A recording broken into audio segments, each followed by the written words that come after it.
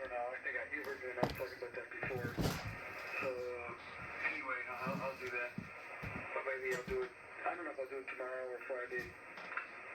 A new office? You know, 365 Office. You know, MS Word and all that kind of stuff. Oh, okay. Well, what's wrong with the old one? Is it it's no good anymore or something? Well, I'm operating 210, MS Word 210, and people send me files, and then when I try to open it, it doesn't open it correctly. And then when I go to open up my files, I keep on getting this message. Do you want us to reinstall MS Word 210 in our office? I said, no, I don't. And then it takes me about a minute to get rid of all those errors. I don't know why it keeps on doing that. Because it's Windows. You can download a thing called openoffice.org, and it will open all that stuff for free. Openoffice.org? Yeah. It's produced by Mozilla Firefox, if I remember correctly. I've been using OpenOffice for a long time. It started with Linux, but it's free. I know what you're talking about. Yeah, okay. I got a lot of writing, and I got a lot of books and this and that. I can't really mess around. I mean, it's too much stuff. I got too much stuff on here. Well, it'll open all those files, and it's compatible with Word documents and all that stuff, and Excel spreadsheets and all that. It is completely compatible with it, and I think it's pretty much like a direct copy. But yeah, I understand.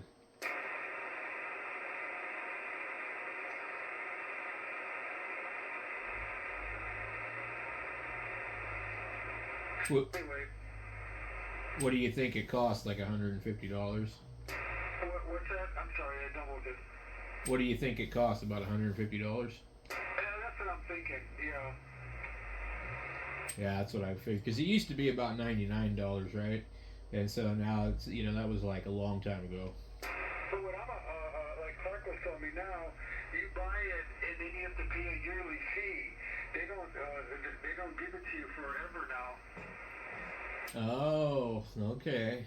Yeah, so it's like you get it and then you say, okay, here's $99 for 1 year, and then it expires at the end of the year, and then if you don't renew it, then you lose it. Yep, well, I guess that's one way to do it. All of these software programs are going to that model now. It's pretty poor, isn't it? Yep, it is. Has the radio settled on frequency, or is it still off? It's doing a little bit better. It's coming closer. Yeah, I just kind of have to wait for it to warm up before I can even adjust it. I don't think it would do any good because I'd adjust it and then it would move.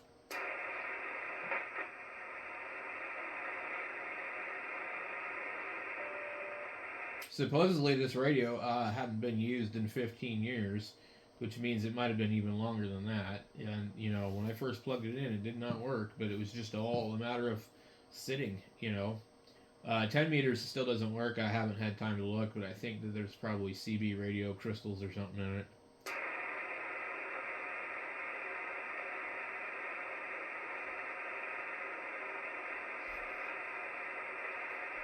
Yeah, I was listening on 688, and, it doesn't come in as good as it used to come into before, so I think my antenna must really be screwed up, because I can't even hear the guys that loud anymore. I don't know what's going on, unless I'm not that far from it, so, I'm going to pull that other antenna. I'm going to see if I can put it together, and then go from there.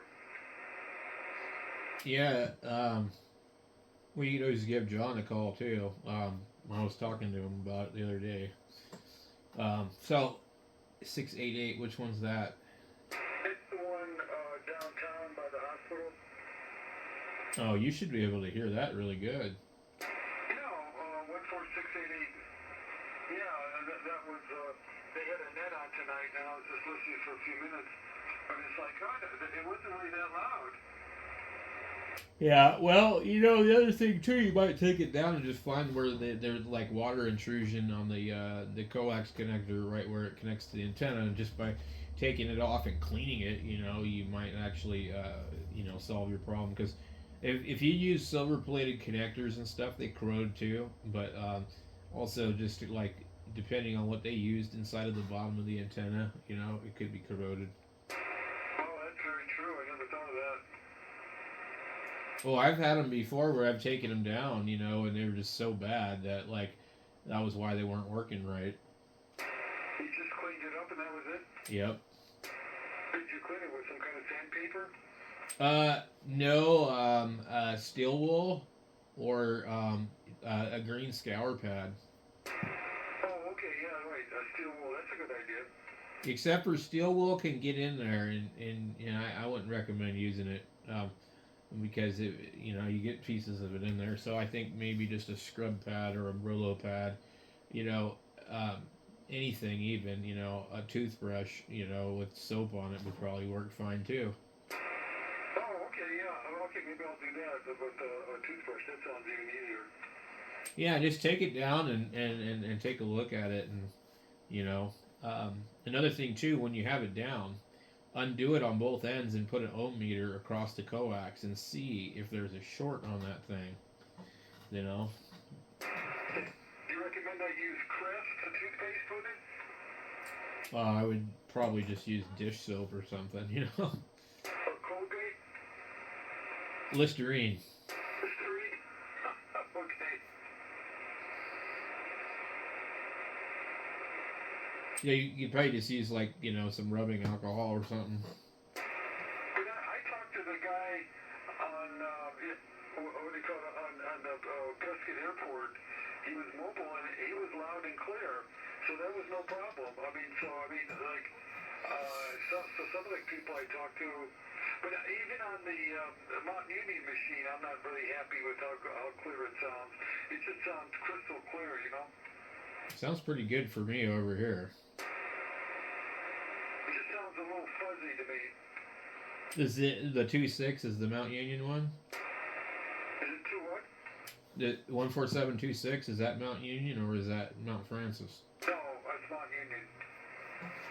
Let me see. 147.26. Are you going there now? KG7H4.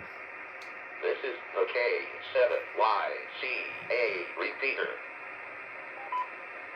It's full bars. I hear maybe a little scratch on the repeater ID.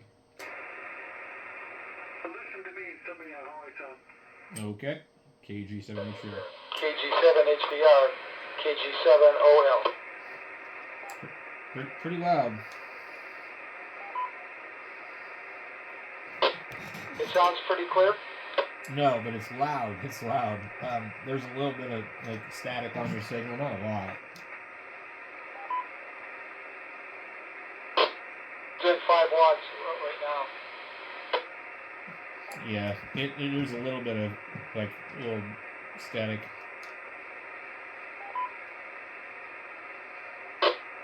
This is 10 watts. KG7 Oscar Lima, over. Yeah, it sounded a little funny for a second. So, it's probably something to do with the antenna. You just have to take it down and screw around with it. Because, see, you're scratchy.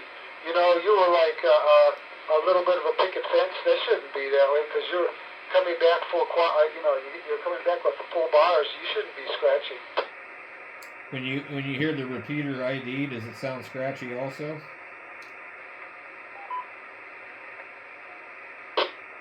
No. Let me listen to that again. That's a good point.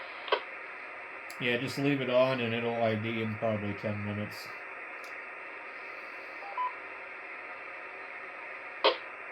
Because you shouldn't be at all scratchy. I mean, you should be in, because you're full, you should be full quieting. Yeah, and I am, and so is the repeater coming back to me. I'm running the 80 watt, 85 watt radio, so it's more than enough to get into it. Yeah, I'll take a look at it tomorrow. And it's a little handheld program. I got the cable came in the mail today too. Oh, cool. Yeah, you want to download the Chirp software, and then that will allow you to program it really easy.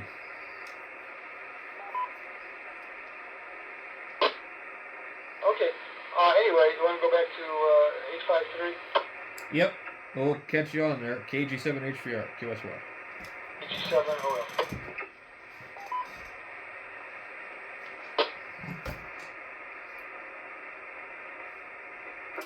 KG7HVR. Let's see if this thing has moved around. But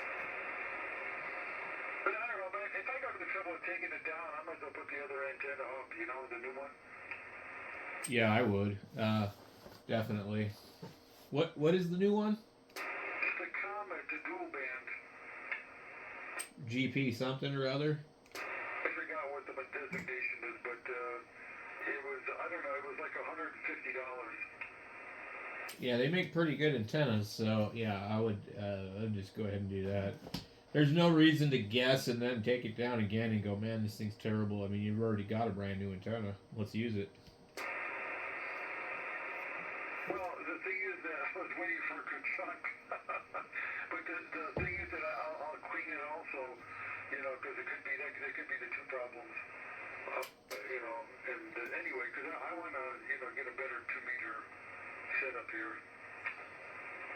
Yeah, take it down, clean the connector on the coax if it looks really, really bad, and then put the new one up, and then if you still have a problem, then replace the coax.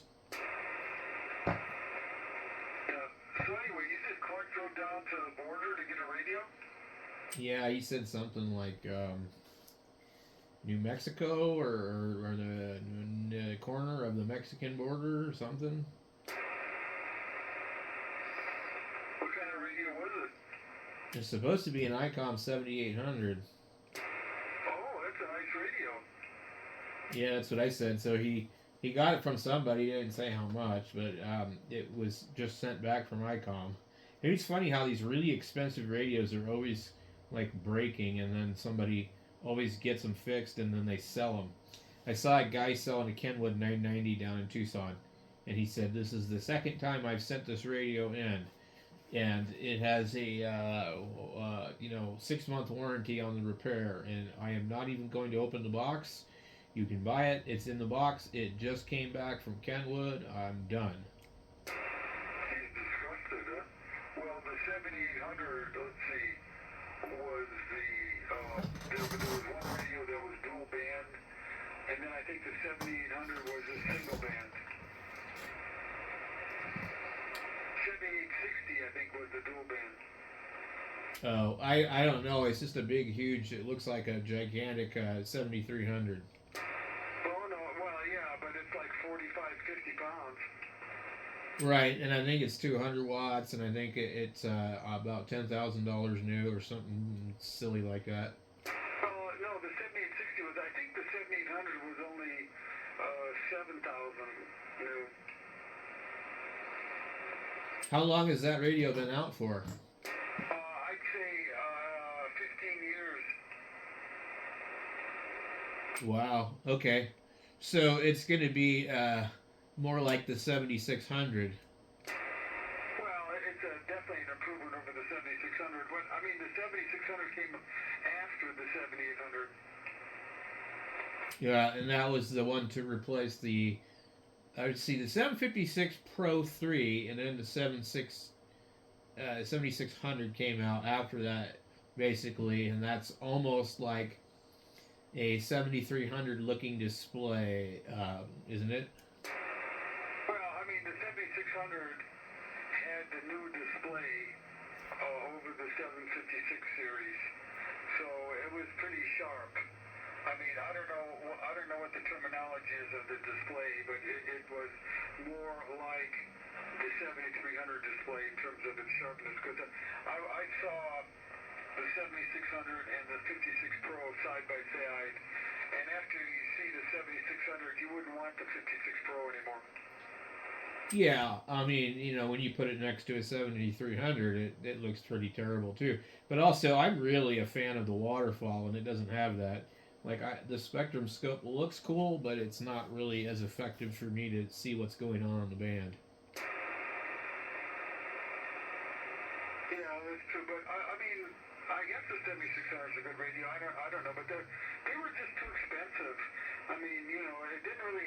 The 7600 didn't really have any new technology except the display. A better, sharper display. That was it. Yep. Well, if you want to test the other radio, I'll hook up my ICOM over here. I'll hook it up real quick, and then I'll let you know when I'm on it. Okay, do I have to have power, or can I just do the 100 watts? Just use 100 watts. That's fine. Okay, you're coming more into alignment now. Is it sounding better as we're talking? Yeah, it just needs to be on. There's your repeater. Boy, that blasted me out of the chair. Yeah, by the way, I just heard the ID from the 726 machine, and it was a little fuzzy on the ends. So it must be my antenna or something, because I'm sure that's not the not the station. Yeah, it just blasted me, and it was very clear. Okay, we'll be back in a minute. KAG 7HVR.